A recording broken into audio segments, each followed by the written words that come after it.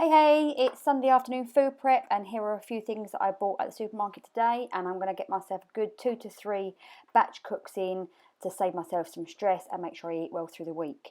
So the first thing that I did was I took those tomatoes and I chopped up 720 grams, put them on a baking sheet ready to go in the oven at 180 to 200 degrees, bit of salt, bit of olive oil, and roasted them off ready for my masala curry that I'm going to cook with them. Whilst that was cooking, I chopped up some onion and garlic, placed it into a saucepan with a little bit of olive oil.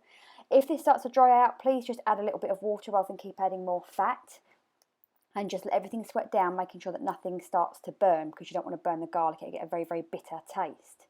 Now the onion and garlic are going to go into every meal that I've got. So I've got a red, green, yellow pepper, which I chopped in half with one courgette. Chopped everything up. One lot went into the slow cooker ready for a chilli with some of the onion and garlic that I'd cooked up earlier.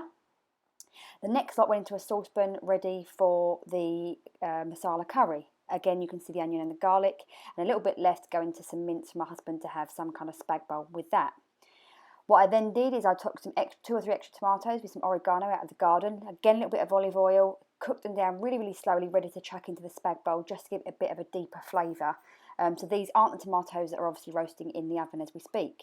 This is the chili con carne now with a can of black beans added in with cumin, coriander, smoked paprika, and tomato puree, a little bit of water, and I'm literally going to chuck the lid on and just let that cook away for a good, maybe like 2 hours or something like that. But because you're going to reheat it when you eat it, you can afford to cook it for a little bit less.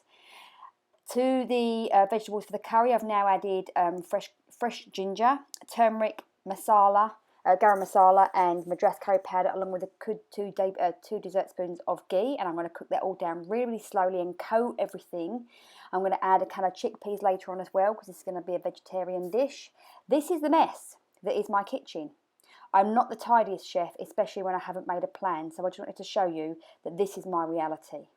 I'm not normally this bad, but today I just come in from shopping and got cracked on. So this is me, this is my life.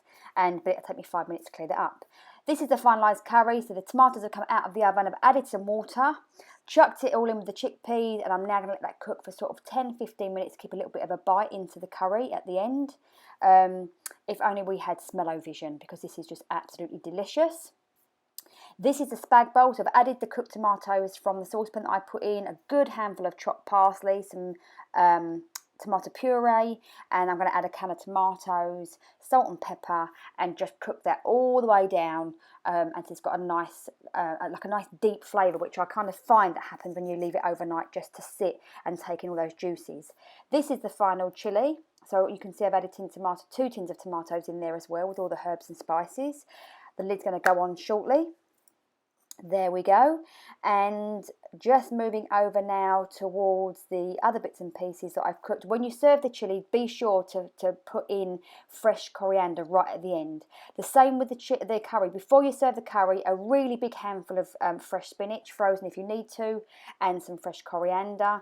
And with the spag bowl, when you serve it however you see fit. If you decide that you want to add any meat to any of these things, that's absolutely fine too. Just brown it off and add it to it.